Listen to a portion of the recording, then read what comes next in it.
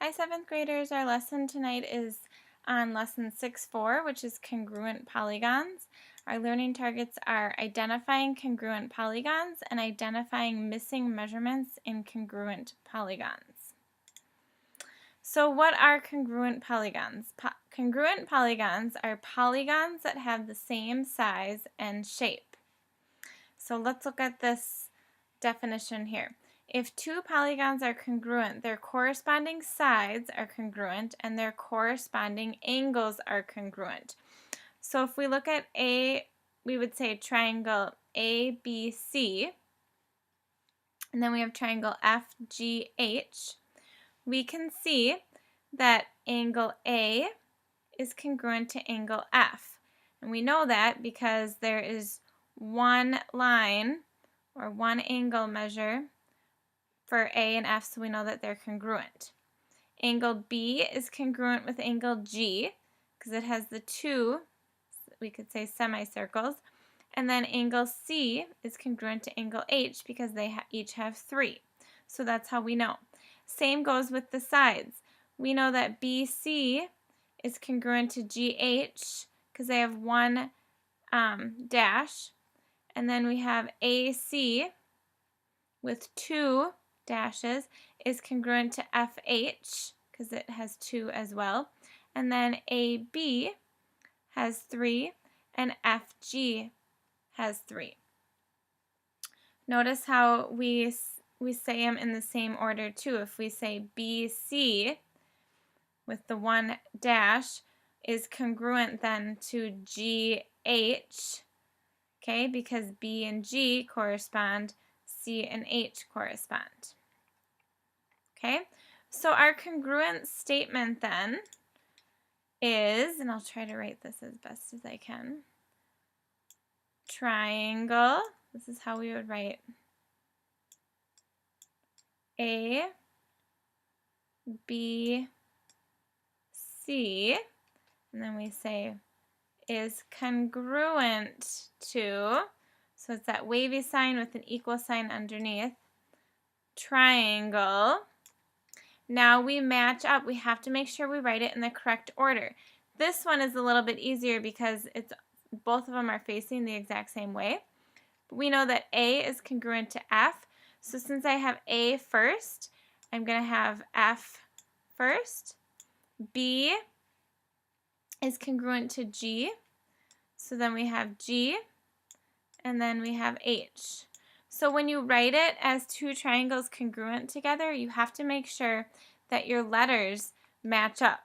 We also can check that it's in the right order because if we look at AB, we have AB, then we know that AB is congruent to FG, and here's FG in the same order, in the same placement. So I should know by looking, or without even being told, I would know that BC, the line segment BC, is congruent to the line segment GH. We look BC, it has the one dash, GH, the one dash. Okay, let's do an example. We want to determine if these polygons are congruent. If so, we need to name the corresponding parts and then write a congruent statement. So we can look and we can see right off the bat, I'm going to look at my angles, and I know that each one has a 90-degree angle. So I can go angle R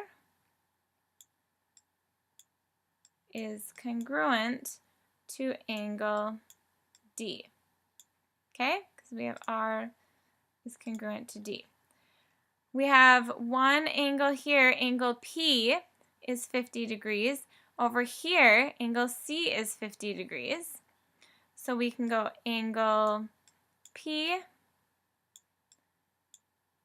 is congruent to angle C. And then we see angle Q and angle B then are congruent because they are both 40. So then we have angle Q is congruent, oops, I forgot my little wavy sign up there, to angle B.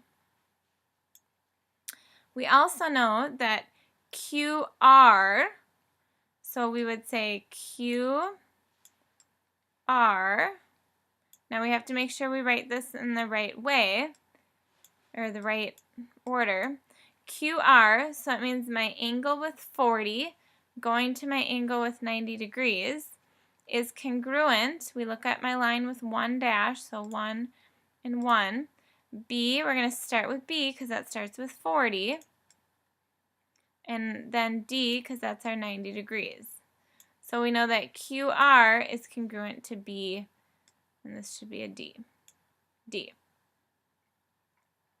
Okay, we also know then that PR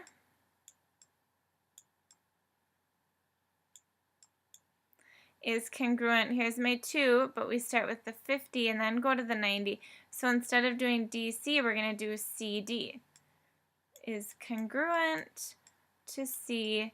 It's important that you have it in the right order. And then our last one, we have PQ.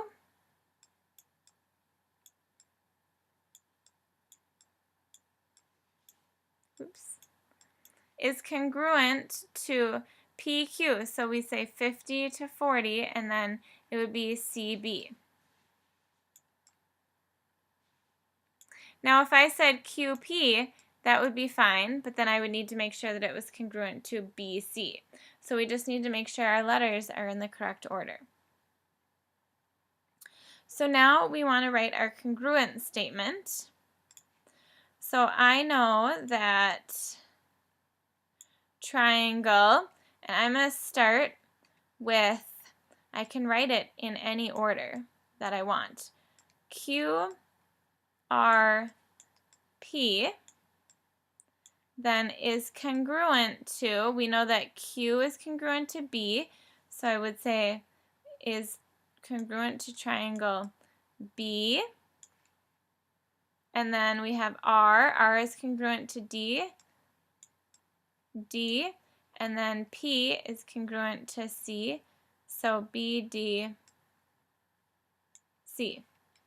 So if I go Q, and then I know that it corresponds with B because of 40, Q, oops, this way, Q, R, P, I look and I go B, D, C. So I start with 40 degrees, then 90 degrees, then 50 degrees, 40 degrees, 90 degrees, 50 degrees. So you need to make sure you're going in the correct order. Okay, are these congruent? So we have two rectangles, so we know that this is the same as this, and this is the same as this, and our shorter sides on over here are 4, our shorter sides over here are 4. But then if we look over here, we see that this is 7 and this is 8. They need to be the exact same size, so they are not congruent. Okay, we have a figure ABCD and it's congruent to quadrilateral WXYZ. Find each measure. So if we want to find the measure of angle X, okay, here's X. We know that ABCD is congruent to WXYZ. So if X is right here, then we know that X is going to be congruent to B. So then we look for B. B is 145 degrees. We also notice that this angle right here is the exact same as X. So we've double checked. So we know that the measure of angle X then is 145 degrees. Okay, if we want to find the measure of line segment YX, so we want this line right here. Okay, we know that Y is congruent to C and X is congruent to B. So I'm going to rewrite that. YX is congruent then to CB. And then I look and I see CB equals 4. So this line right here is going to be the same as that line right there. So if CB equals 4, then YX equals 4 meters. And then we have the measure of angle y. So we know that the measure of angle y is congruent to the measure of angle c. Okay?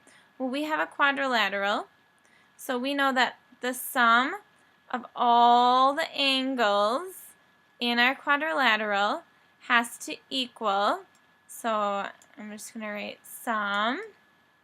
So that's the sum of all the angles in our quadrilateral has to equal, remember we take n minus 2 and we multiply by 180.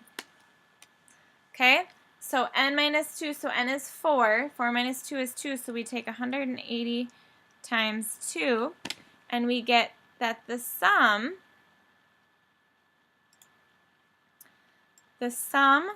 of all 4 angles added together has to equal 360 degrees.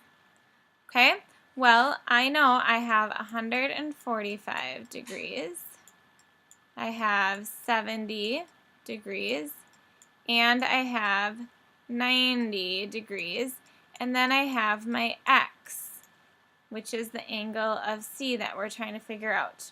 And it all has to equal 360. So what I'm going to do is I'm just going to add up 145 plus 70 plus 90, and I get 305. So 305 plus x equals 360. So now we can subtract 305 from both sides. So 360 minus 305 equals 55 degrees. So the measure, that's how we write it, measure of angle y, that should be an m. Now I'm making it worse.